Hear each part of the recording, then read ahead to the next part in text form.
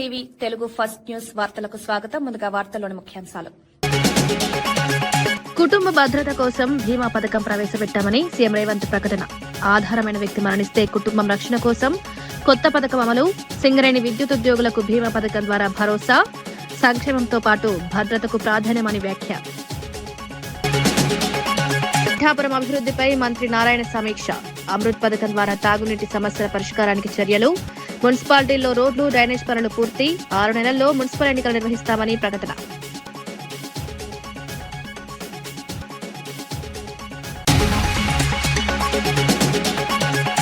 బీసీలకు 42% రిజర్వేషన్ కు కాంగ్రెస్ కట్టుబడి ఉందన్న మహేష్ గౌడ్. బీసీ చట్టాలను కేంద్రం ఆకట్టుకుంటోందని విమర్శలు.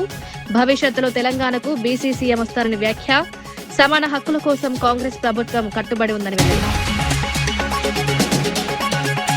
లోక్సభలో చమురు నిల్వలపై ప్రధాని మోదీ కీలక వివరాలు వెల్లడి. దేశంలో 53 మిలియన్ మెట్రిక్ టన్నుల చమురు నిల్వలున్నాయని వ్యాఖ్య.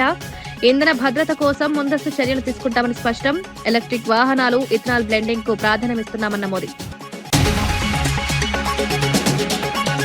డ్రగ్స్ నియంత్రణలో ప్రభుత్వం విఫలమైందన్న అమర్నాథ్ తీవ్ర విమర్శలు. యువత భవిష్యత్తు ప్రమాదంలో ఉందని ఆందోళన. డ్రగ్స్ సమస్య పెరుగుతోందని విమర్శలు. కఠిన చర్యలు తీసుకోవాలని డిమాండ్.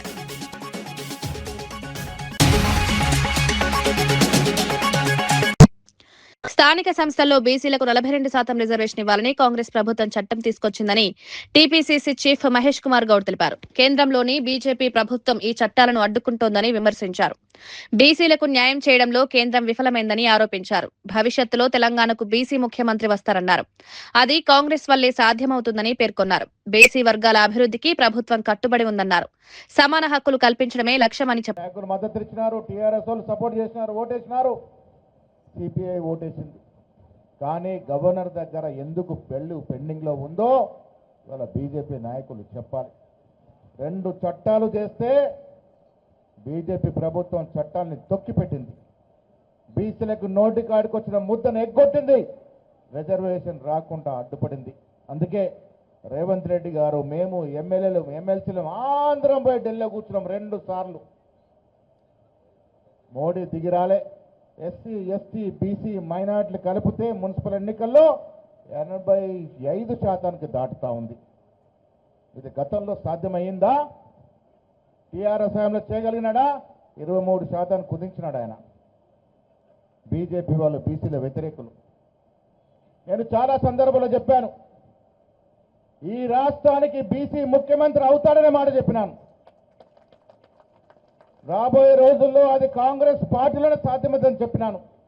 మళ్ళీ చెప్తా ఉన్నాను, రాబోయే రోజుల్లో ఈ రాష్ట్రానికి బీసీ ముఖ్యమంత్రి అవుతాడు. అది కాంగ్రెస్ పార్టీ వల్లే అవుతాడు. రామచంద్రరావు గారు, నీకు దమ్ము ధైర్యం ఉందా? బీజేపీలో బీసీని ముఖ్యమంత్రి చేస్తామని చెప్పే దమ్ముందా నీకు? కేసీఆర్, కేటీఆర్ ఈ మాట చెప్పగలుగుతారా? ఇది కాంగ్రెస్ లో సాధ్యం. కారణం రాహుల్ గాంధీ గారి యొక్క ఆలోచన విధానం, ఖర్గే గారి యొక్క ఆలోచన విధానం, దానికి రేవంత్ రెడ్డి గారి యొక్క మద్దతు. కాకినాడ జిల్లా పిఠాపురంలో మంత్రి నారాయణ పర్యటించి మున్సిపల్ కార్యాలయంలో అధికారులతో సమీక్ష నిర్వహించారు. అభివృద్ది పనులు, ప్రాజెక్టుల పురోగతిపై చర్చించారు. అమృత్ పథకం ద్వారా పిఠాపురంలో 60 కోట్లు, గొల్లప్రోలులో 40 కోట్లతో తాగునీటి సమస్య పరిష్కారానికి చర్యలు తీసుకుంటున్నామన్నారు. ప్రతి ఇంటికి స్వచ్ఛమైన తాగునీరు అందించడమే లక్ష్యమని చెప్పారు. డ్రైనేజ్, రోడ్లు, పార్కులు, వీధి లైట్లు పూర్తి చేస్తామని పేర్కొన్నారు. మున్సిపాలిటీ అభివృద్ధికి ప్రణాళికాబద్దంగా చర్యలు తీసుకుంటున్నామన్నారు. ప్రజల అవసరాలకు అనుగుణంగా అభివృద్ధి చేస్తామని వివరించారు.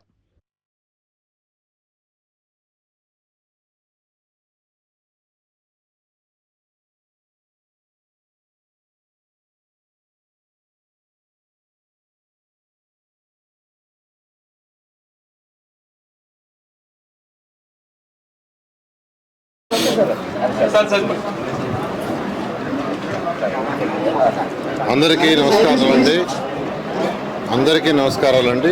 ఈరోజు పిఠాపురము, గొల్లపోలు ఈ 2 మున్సిపాలిటీస్లో డెవలప్మెంట్ వర్క్స్ విషయమై ఈరోజు ఫస్ట్ ఇక్కడ మీటింగ్ పెట్టడం జరిగింది.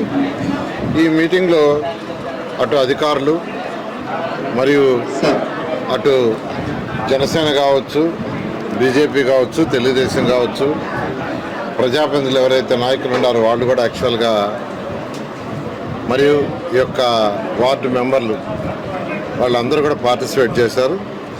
అనేక సమస్యలను వాళ్ళు కూడా చెప్పడం జరిగింది. వాటిలో మెయిన్గా ఎక్కువ మంది అడిగింది డ్రింకింగ్ వాటర్. అయితే గౌరవనీయ ముఖ్యమంత్రి గారు కావచ్చు, డిప్యూటీ సీఎం గౌరవనీయ పవన్ కళ్యాణ్ గారు కావచ్చు, ప్రతి ఇంటికి వాటర్ ట్యాప్ కనెక్షన్ ఇవ్వాలి, స్వచ్ఛమైన నీరు వీలైనంత వరకు సర్ఫేస్ నుంచి తీసుకొచ్చి ట్రీట్ చేయాలనే ఉద్దేశంతో అటు జలజీవన్ రూరల్లోను అర్బన్లో వచ్చేలకు అమృత్ స్కీమ్లో టేకప్ చేశారు. ఈ యొక్క పిఠాపురం మున్సిపాలిటీకి అయితే 57.5 కోట్లు, గొర్లపల్లికి వచ్చి 80 కోట్లు శాంక్షన్ చేశారు. ఆ వర్క్స్ టెండర్ అయిపోయినాయి. అవి వర్క్స్ లెవెల్స్ అన్నీ క్యాలిక్యులేట్ చేసుకుంటున్నారు. ఆ లెవెల్స్ అన్నీ అయిన తర్వాత బహుశా నెక్స్ట్ మంత్ ఏప్రిల్ నుంచి వర్క్ వేగవంతంగా స్టార్ట్ అవుతుంది. 2 ఇయర్స్లో ప్రతి ఇంటికి ట్యాప్ కనెక్షన్ ఉంటుంది. అటు డిప్యూటీ సీఎం అయినా సీఎం గారైనా చెప్పేది ఒకటే, వీధిలో ట్యాప్ వేయటం కాదు, వీధిలో ట్యాప్ ఉండకూడదు, ఇంటికి ట్యాప్ కనెక్షన్ ఇవ్వాలి. అది కూడా స్వచ్ఛమైన వాటరు, ట్రీటెడ్ వాటరు, వీలైనంత వరకు నదుల నుంచి సర్ఫేస్ వాటర్ డ్రా చేయాలని ఆ విధంగా ఈరోజు రాష్ట్రం మొత్తం మున్సిపాలిటీలు అయితే 14,000 కోట్లతోనూ, ఐ థింక్ రూరల్ అయితే 28,000 కోట్లతో జలజీవన్లో ఈరోజు వాటర్కి సంబంధించి రాష్ట్రంలో జరుగుతున్నాయి. ఈ యొక్క పిఠాపురంలో అనేక మంది సమస్యలు మెయిన్గా చెప్పింది ఏంటంటే వాటర్ సమస్యలే చెప్పారు. దానికి పరిష్కారం ఇబ్బంది లేకుండా చేస్తాము. అదేవిధంగా ఏదైతే యూజ్డ్ వాటర్ ఉందో, అంటే బాత్రూమ్ నుంచి కానీ, టాయిలెట్స్ నుంచి కానీ, కిచెన్ నుంచి వచ్చిన వాటర్ డ్రైన్స్లో బయటకు వస్తుంది. ఆ వచ్చిన వాటర్ని ట్రీట్ చేసి మళ్ళీ కాలువలో వదలాలి. ప్రజెంట్ ఆ సిస్టమ్ లేదు. కానీ ఖచ్చితంగా ఈ రాష్ట్రంలో ఉన్న 123 మున్సిపాలిటీస్లో యూజ్డ్ వాటర్ ఏదైతే ఉందో దాన్ని ట్రీట్ చేసి, అక్కడ మాట్లాడొద్దని చెప్పు, ట్రీట్ చేసి అడిగిపోయి చెప్పు, నువ్వే పోవాలి, అడిగిపోయి చెప్పు, ట్రీట్ చేసి కెనాల్స్లో వదిలే విధంగా చేయడానికి ఈరోజు పిఠాపురానికి 14.6 కోట్లతో స్వచ్ఛాంధ్ర. కుటుంబానికి ఆధారమైన వ్యక్తి మరణిస్తే ఆ కుటుంబం అనాథ కాకూడదనే లక్ష్యంతో బీమా పథకం ప్రవేశపెట్టామని సీఎం రేవంత్ రెడ్డి తెలిపారు. ఈ పథకం ద్వారా కుటుంబాలకు ఆర్థిక భద్రత కల్పించడమే ఉద్దేశమన్నారు. తెలంగాణను ఇతర రాష్ట్రాలకు ఆదర్శంగా నిలపాలనే ఆలోచనతో ఈ నిర్ణయం తీసుకున్నామని పేర్కొన్నారు. సింగరేణి, విద్యుత్ శాఖల్లో పనిచేసే ఉద్యోగులకు ఈ పథకం ద్వారా భరోసా కల్పించుకుంటున్నామని తెలిపారు. సంక్షేమం, భద్రత రెండింటినీ సమన్వయం చేస్తూ ప్రభుత్వం ముందుకు సాగుతోందన్నారు. పేద, మధ్యతరగతి కుటుంబాలకు ఇది ఉపయోగపడుతుందని పేర్కొన్నారు. ఈ ఆర్థిక స్తోమతతోనే తమ కాళ్ళ మీద తాము నిలబడే అవకాశం ఉంటుంది. లేకపోతే అత్తగారింటిలో జీవించాలన్నా, అమ్మగారింటికి వెళ్ళాలన్నా, అమ్మగారింటి దగ్గర ఆదరణ లేకపోతే వాళ్ళు ఎక్కడికి వెళ్ళాలి, లేకపోతే అత్తగారింట్లో కుటుంబ సమస్యలు వస్తే ఎక్కడికి వెళ్ళాలి. ఇట్లాంటి మధ్యతరగతి కుటుంబాలలో ఈ సమస్యను చాలా నేను చూస్తూ ఉంటాను. ఎందుకంటే ఎమ్మెల్యేగా కానీ, ప్రజాప్రతినిధిగా నా దగ్గరికి ఆ కుటుంబ తగాదాలతోని ఏదైనా మీరు సూచన చేయండి, లేకపోతే ఏదైనా సహాయం చేయండి అని ఎంతోమంది వస్తుంటారు. వాళ్ళందరి సమస్యల్ని చూసినప్పుడు మంత్రివర్గ సహచరులతో, ముఖ్యంగా బట్టి విక్రమార్క గారితో చర్చించి దీనికి మనం శాశ్వతంగా ఒక పరిష్కారము, మన రాష్ట్రం ఇతర రాష్ట్రాలకు ఒక ఆదర్శంగా నిలబడే విధంగా మనం ఆలోచన చేయాలి. ఏదైనా వీళ్ళని ఆదుకోవడానికి మనం ప్రయత్నం చేయాలన్న ఆలోచన నుంచి వచ్చిందే ఈ పథకం.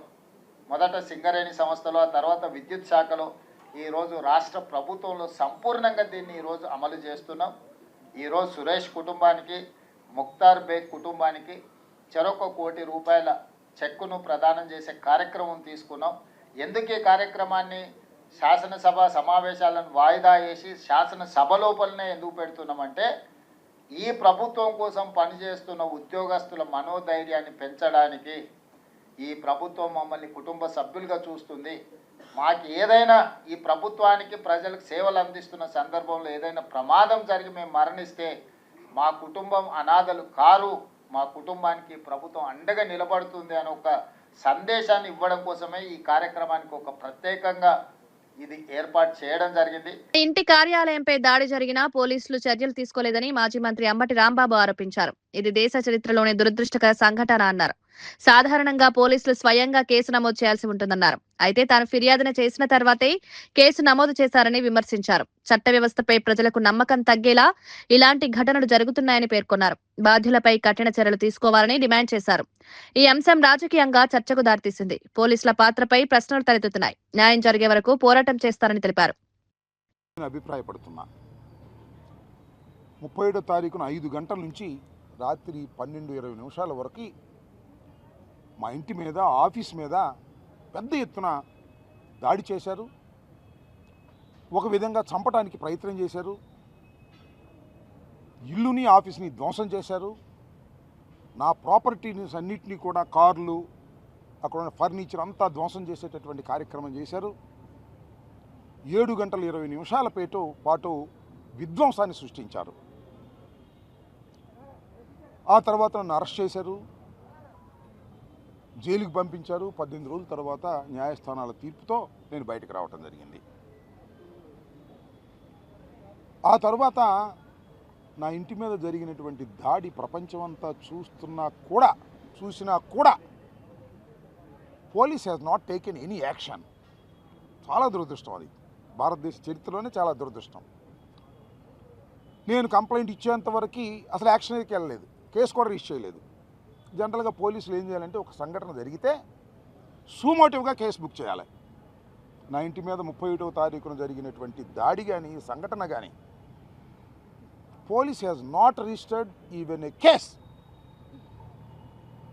1వ తారీఖున నన్ను కోర్టులో ప్రొడ్యూస్ చేసిన తర్వాత కోర్టు వారి యొక్క అనుమతితో నా లీగల్ అడ్వైజర్ చెప్తే కంప్లైంట్ రాసి సంతకం పెడితే ఆ కంప్లైంట్ తీసుకెళ్ళిస్తే 2వ తారీఖున కేసు బుక్ చేశారు. ఎవరి మీద? నా ఇంటి మీద దాడి చేసిన వారి మీద నేను ఇచ్చిన కంప్లైంట్ను పురస్కరించుకొని. అప్పుడు దాకా ఆగాల్సిన అవసరం లేదు. Police has to register a case suo motu. చేయలా అంటే ఇట్ సీమ్స్ పోలీసులు, తెలుగుదేశం వారు కుమ్మక్కై నా మీద దాడి చేశారు అనేటువంటి భావన కలిగే విధంగా ప్రవర్తించారు. సరే, కేసు రిజిస్టర్ చేశారు. ఏం కేసు రిజిస్టర్ చేశారో తెలుసా?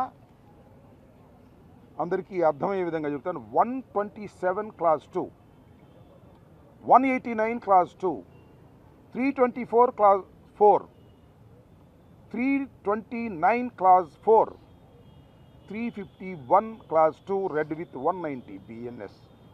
All are below 7 years. మీకు తెలుసు కదా, 7 years లోపుగా శిక్ష పడే అవకాశం ఉన్నటువంటి కేసుల్లో పోలీసు వారే బెయిల్ ఇచ్చి పంపించవచ్చు. ఇది చట్టం. అందువల్ల ఈ కేసులు మాత్రమే రిజిస్టర్ చేసి వాళ్ళందరూ బెయిల్ ఇచ్చి పంపిస్తారు. ఇంకో విషయం చెప్పనా మీకు, నా మీద కూడా ఇదే కేసులు. All are 7 years below. నాకు మాత్రం బెయిల్ ఇవ్వాలి పోలీసు వారు. డ్రగ్స్ నివారణలో ప్రభుత్వం విఫలమైందని మాజీ మంత్రి గుడివాడ అమర్నాథ్ విమర్శించారు. నియంత్రించాల్సిన ప్రభుత్వ పెద్దలే దీన్ని ప్రోత్సహిస్తున్నారని ఆరోపించారు. కూటమి ప్రభుత్వానికి ఓటేసిన ప్రజలు ఈ విషయంపై ఆలోచించాలన్నారు. రాష్ట్రంలో డ్రగ్స్ సమస్య పెరుగుతోందని ఆందోళన వ్యక్తం చేశారు. యువత భవిష్యత్తు ప్రమాదంలో పడుతోందన్నారు. ప్రజలు కఠిన చర్యలు తీసుకోవాల్సిన అవసరం ఉందని సూచించారు. రాబోయే ఎన్నికల్లో ప్రజలు దీనికి సమాధానమిస్తారని పేర్కొన్నారు. డ్రగ్స్ పై పోరాటం కొనసాగిస్తామని స్పష్టం చేశారు. కనీసం నిస్సిగ్గుగా పార్లమెంట్లో కూడా అడుగుపెట్టి మళ్ళీ తిరిగి ప్రసంగాలు ఇచ్చేటువంటి పరిస్థితి వచ్చిందనంటే ఒకసారి ప్రజల్ని ఆలోచన చేయమని కోరుతూ ఉన్నాం. మనం ఎవరికి ఓటేసాం, ఓటేసినటువంటి వారు ఏం చేస్తూ ఉన్నారు. నిన్న మా అనకాపల్లి పార్లమెంటు సభ్యుడు హైదరాబాదులో డైరెక్ట్గా ల్యాండ్ గ్రాబింగ్ ఆయనే సొంతంగా వచ్చి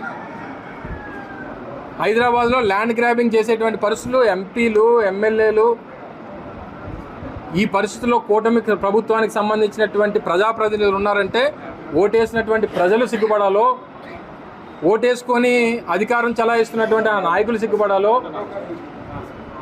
లేదా ఈ పరిస్థితి ఉన్నందుకు ఈ రాష్ట్ర ప్రజలు బాధపడాలో తెలియనటువంటి పరిస్థితిలో ఉన్నారు. తప్పకుండా వీటన్నిటికీ సమాధానం అనేటువంటిది ఎప్పుడు కూడా ఎన్నికల్లోనే దీనికి సమాధానం దొరుకుతుంది. దాని వరకు మా తాలూకా పాత్ర ప్రతిపక్షంగా వైఎస్ఆర్ కాంగ్రెస్ పార్టీ, జగన్మోహన్ రెడ్డి గారి నాయకత్వంలో మా పాత్ర మేము పోషిస్తాం. ప్రజలకి చైతన్యం కల్పిస్తాం. ఇటువంటి వారిని ఎందుకు ఎన్నుకున్నాము అనేటువంటి విధంగా ప్రజలు ఈ రోజుకే అధికారంలోకి వచ్చి 20 మాసాల్లోనే ఈ పరిస్థితిలో ప్రజలు అనుకుంటున్నటువంటి పరిస్థితులు రాష్ట్ర వ్యాప్తంగా చూస్తా ఉన్నాం. టీడీపీ ఎంపీ పుట్ట మహేష్ పై వచ్చిన డ్రగ్స్ ఆరోపణలపై ఎమ్మెల్యే పుట్ట సుధాకర్ యాదవ్ స్పందించారు. తన కుమారుడు ఎలాంటి తప్పు చేయలేదని స్పష్టం చేశారు. అతనికి హార్ట్ ఆపరేషన్ జరిగిందని, పల్స్ రేట్ నియంత్రణలో ఉండాల్సిన అవసరం ఉందన్నారు. డ్రగ్స్ తీసుకుంటే ప్రాణాపాయం ఉంటుందని తెలిసి అలాంటి పని చేయడమన్నారు. బ్లడ్ శాంపిల్ తీసుకోకుండా పాజిటివ్ అని ఎలా చెప్పారో ప్రశ్నించారు. సాధారణ మందులు తీసుకున్నా కూడా టెస్టుల్లో పాజిటివ్ రావచ్చని పేర్కొన్నారు. ఆరోపణలు ఆధారం లేనివన్నారు. తన కుమారుడి ప్రతిష్టను దెబ్బతీసే ప్రయత్నం జరుగుతోందని ఆరోపించారు. నిజం వెలుగులోకి వస్తుందని విశ్వాసం వ్యక్తం చేశారు. అని నేను అందరినీ ప్రశ్నిస్తున్నా. ఇంకొక విషయం, బ్లడ్ తీసుకోకుండా బ్లడ్ పాజిటివ్ ఏ రకంగా వస్తుంది? బ్లడ్డే తీసుకోకుండా పాజిటివ్ ఏ రకంగా వస్తుంది? బ్లడ్ వాళ్ళు చెప్పిన మాట ప్రకారం బ్లడ్ తీసుకున్నామన్నా బ్లడ్ రిపోర్ట్ అవ్వాలంటే మినిమం 48 అవర్స్ పడుతుంది. మినిమం 48 అవర్స్ రిపోర్ట్ అవ్వాలా. ఎందుకంటే మేము ఇమీడియట్గా ఢిల్లీలో ఏఎమ్స్లో బ్లడ్ రిపోర్ట్ ఇస్తే వాళ్ళు 48 అవర్స్ లోపల బ్లడ్ రిపోర్ట్ ఇవ్వలే. ఆ బ్లడ్ రిపోర్ట్లు కూడా నెగిటివ్ వచ్చింది. అంటే ఇవన్నీ ఆ తర్వాత యూరిన్ శాంపిల్స్ మొదటిసారి తీసుకున్నప్పుడు 5 నుంచి 10 నిమిషాల లోపల రిజల్ట్ చెప్పారు. రెండోసారి యూరిన్ శాంపిల్ తీసుకున్నప్పుడు 5 గంటల నుంచి తీసుకొని 10 గంటల లోపల చెప్పారు. అంటే 5 గంటలు దానికి అవసరమా? అంటే దీంట్లో ఎంత జరిగిందని మీరే ఆలోచించుకోవాలా. నేనేం చెప్పాలనుకోలే. ఎందుకంటే ఇవన్నీ వాస్తవాలు మీ దృష్టికి చెప్పాలా. మేము ఎందుకు వాస్తవాలు ముందుకు రాలేదంటే ఇన్వెస్టిగేషన్ ఉంది కాబట్టి ఇన్వెస్టిగేషన్ పూర్తయిన తర్వాత పిన్ టు పిన్ ప్రతి ఒక్కటి ఎవిడెన్స్ సమేత మేము ముందుకు వస్తా. ఆ తర్వాత ఇంకొకటి మా వానికి ఏమని ఇచ్చారు, ఆంతిపిటిమిన్, మిథాపిటిమిన్ 2 పాజిటివ్ వచ్చిందని చెప్పారు. ఆ 2 ఐటమ్స్ కూడా మామూలు తీసుకుంటే మెడిసిన్స్ కూడా వస్తాయి. ఇప్పుడు మనం హార్ట్ సంబంధించిన మెడిసిన్స్ కానీ, షుగర్ సంబంధించిన మెడిసిన్స్ కానీ, ఆ తర్వాత any medicines tension, high tension ఉన్న మెడిసిన్ తీసుకున్నా కూడా ఆ డ్రగ్స్లో అది వస్తుందని చెప్పి క్లియర్గా ఆక్స్ఫర్డ్ ఇన్వెస్టిగేషన్ చేసే దాంట్లో కూడా ఉంది. ఆ కాగితం కూడా నాకానే ఉంది. అది కూడా లోక్సభలో ప్రధాని నరేంద్ర మోదీ గల్ఫ్ దేశాల పరిస్థితులపై కీలక వ్యాఖ్యలు చేశారు. దేశం వద్ద ప్రస్తుతం 53 మిలియన్ మెట్రిక్ టన్నుల చమురు నిల్వలున్నాయన్నారు. హార్మోజ్ జలసంధి ద్వారా నౌకల రాకపోకలు సురక్షితంగా ఉండేలా చర్యలు తీసుకుంటున్నామన్నారు. ఇంధన దిగుమతులను తగ్గించేందుకు ఇథనాల్ బ్లెండింగ్, రైల్వే విద్యుదీకరణ, మెట్రో, ఎలక్ట్రిక్ వాహనాలను ప్రోత్సహిస్తున్నామని వివరించారు. దేశ ఇంధన భద్రతకు ప్రభుత్వం ప్రాధాన్యతనిస్తుందని పేర్కొన్నారు. అంతర్జాతీయ పరిస్థితులను దృష్టిలో ఉంచుకుని ముందస్తు చర్యలు తీసుకుంటున్నామన్నారు. सुरक्षित वापस लौटे हैं। इनमें 700 से अधिक मेडिकल की पढ़ाई करने वाले युवा हैं। खाड़ी देशों में भारतीय स्कूलों में हजारों विद्यार्थी पढ़ते हैं। सीबीएसई ने ऐसे सभी भारतीय स्कूलों में होने वाली कक्षा 10वीं और 12वीं की निर्धारित परीक्षाओं को रद्द कर दिया है। इन बच्चों की पढ़ाई निर्बाध चलती रहे, इसके लिए सीबीएसई उचित कदम उठा रही है। यानी सरकार संवेदनशील भी है, सतर्क भी है और हर सहायता के लिए तत्पर भी है। माननीय अध्यक्ष जी, भारत में बड़ी मात्रा में कच्चा तेल, गैस और फर्टिलाइजर जैसी अनेक जरूरी चीजें हॉर्मुज स्ट्रेट के रास्ते से आती हैं। युद्ध के बाद से ही हॉर्मुज स्ट्रेट में जहाजों का आना जाना बहुत चुनौतीपूर्ण हो गया है। बावजूद इसके हमारी सरकार का ये प्रयास रहा है कि पेट्रोल, डीजल और गैस की सप्लाई बहुत ज्यादा प्रभावित न हो। देश के सामान्य परिवारों को परेशानी भी कम से कम हो, इस पर हमारा फोकस रहा है। हम सभी जानते हैं देश अपनी जरूरत की 60% एलपीजी आयात करता है। इसकी सप्लाई में अनिश्चितता के कारण सरकार ने एलपीजी के डोमेस्टिक उपयोग को प्राथमिकता दी है। साथ ही एलपीजी के देश में ही उत्पादन को भी बढ़ाया जा रहा है। पेट्रोल डीजल की सप्लाई पूरे देश में सुचारू रूप से होती रहे, इस पर भी लगातार काम किया गया है। अध्यक्ष जी, आज की इन परिस्थितियों में एनर्जी सिक्योरिटी को लेकर बीते एक दशक में उठाए गए कदम और भी प्रासंगिक हो गए हैं। भारत ने बीते 11 वर्षों में अपनी एनर्जी इंपोर्ट का डाइवर्सिफिकेशन किया है। पहले क्रूड ऑयल, एलएनजी, एलपीजी ऐसी एनर्जी जरूरतों के लिए 27 देशों से इंपोर्ट किया जाता था। वहीं आज भारत 41 देशों से एनर्जी इंपोर्ट करता है।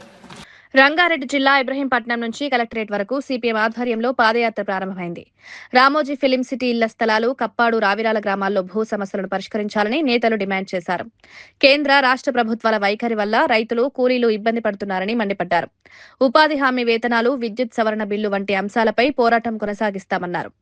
సమస్యలు పరిష్కరించకపోతే మంత్రులను, ముఖ్యమంత్రిని అడ్డుకుంటామని హెచ్చరించారు. ఈ పాదయాత్రలో పెద్ద సంఖ్యలో కార్యకర్తలు పాల్గొన్నారు.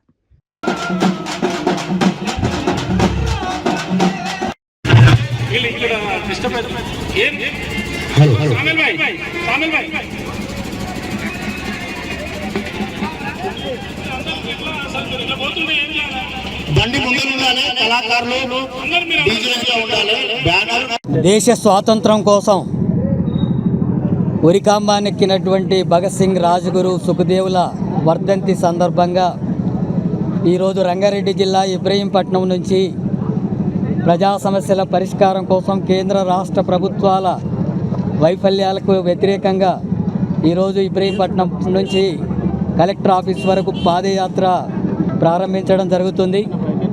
రామోజీ ఫిలిం సిటీలో 700 మందికి సంబంధించినటువంటి ఇండ్ల స్థలాలు ఇచ్చినా సరే ఆ ఇండ్లను స్వాధీనం చేసుకోకుండా అడ్డుకొని అరెస్టులకు పాల్పడుతున్నది ప్రభుత్వం. అట్లాగే కప్పాడు గ్రామంలో 90 ఎకరాలకు పైగా సాగు చేసుకుంటుంటే పట్టాలు ఇవ్వడం లేదు. రావిరాల గ్రామంలో 800 ఎకరాల భూమిని ఇచ్చినటువంటి రైతులకు ఇండ్ల స్థలాలు ఇస్తామని చెప్పి ఇప్పటివరకు వాళ్ళకు పట్టాలు ఇవ్వడం లేదు, రిజిస్ట్రేషన్లు చేయడం లేదు. అట్లాగే రంగాపూర్ గ్రామంలో అడవి భూమిని సాగు చేసుకుంటున్నటువంటి వాళ్ళకు పట్టాలు ఇస్తామన్నటువంటి జరగట్లేదు. వ్యాప్ సిటీ రైతులు ఈరోజు ఈ కార్యక్రమంలో పాల్గొంటున్నారు. అట్లాగే ఇక్కడ ఉండేటటువంటి యాచారం జిల్లాలో నిర్వాసితులైనటువంటి భూ సమస్యలకు గురవుతున్నటువంటి వాళ్ళ సమస్యలు ఇక్కడంతా కూడా ఉన్నాయి. ఉపాధి హామీ చట్టాన్ని నిర్వీర్యం చేస్తుంది కేంద్ర ప్రభుత్వం.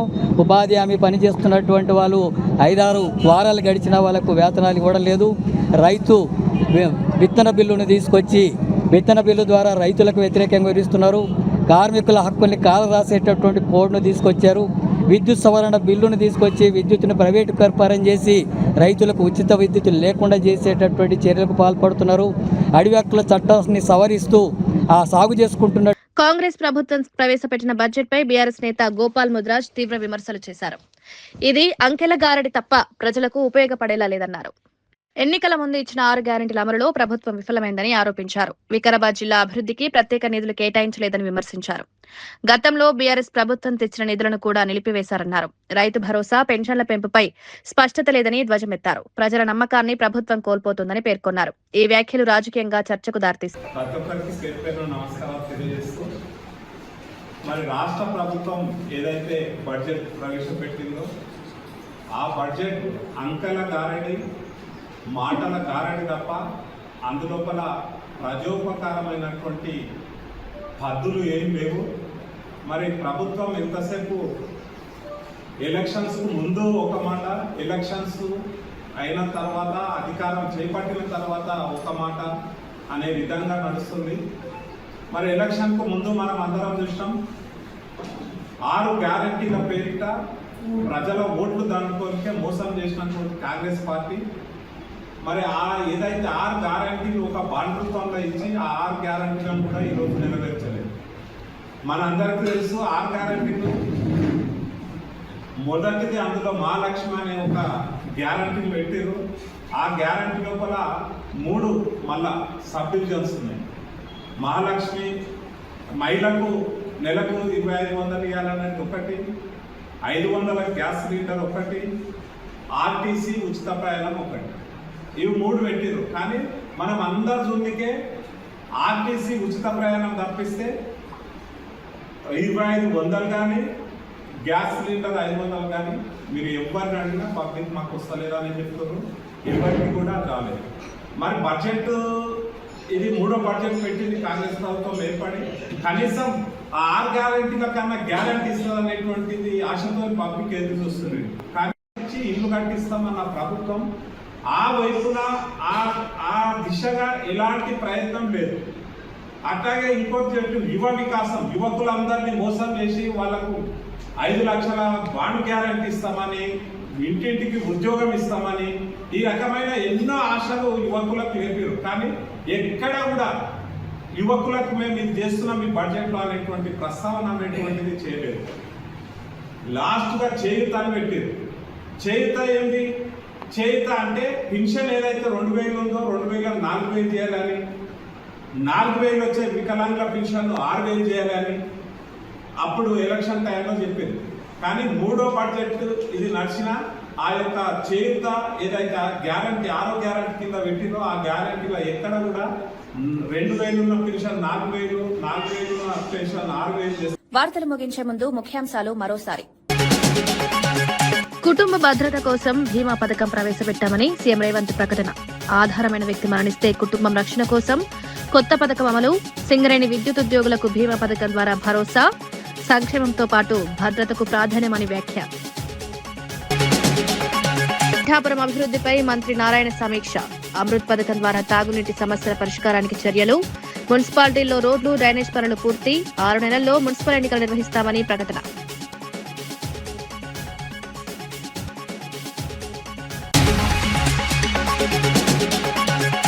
బీసీలకు 42% రిజర్వేషన్ కు కాంగ్రెస్ కట్టుబడి ఉందన్న మహేష్ గౌడ్. బీసీ చట్టాలను కేంద్రం ఆకట్టుకుంటోందని విమర్శలు. భవిష్యత్తులో తెలంగాణకు బీసీ సీఎం వస్తారని వ్యాఖ్య. సమాన హక్కుల కోసం కాంగ్రెస్ ప్రభుత్వం కట్టుబడి ఉందని వెల్లడి. లోక్సభలో చమురు నిల్వలపై ప్రధాని మోదీ కీలక వివరాలు వెల్లడి. దేశంలో 53 మిలియన్ మెట్రిక్ టన్నుల చమురు నిల్వలున్నాయని వ్యాఖ్య. ఇంధన భద్రత కోసం ముందస్తు చర్యలు తీసుకుంటామని స్పష్టం. ఎలక్ట్రిక్ వాహనాలు, ఇథనాల్ బ్లెండింగ్ కు ప్రాధాన్యమిస్తున్నామన్న మోదీ. డ్రగ్స్ నియంత్రణలో ప్రభుత్వం విఫలమైందన్న అమర్నాథ్ తీవ్ర విమర్శలు. యువత భవిష్యత్తు ప్రమాదంలో ఉందని ఆందోళన. డ్రగ్స్ సమస్య పెరుగుతోందని విమర్శలు. కఠిన చర్యలు తీసుకోవాలని డిమాండ్.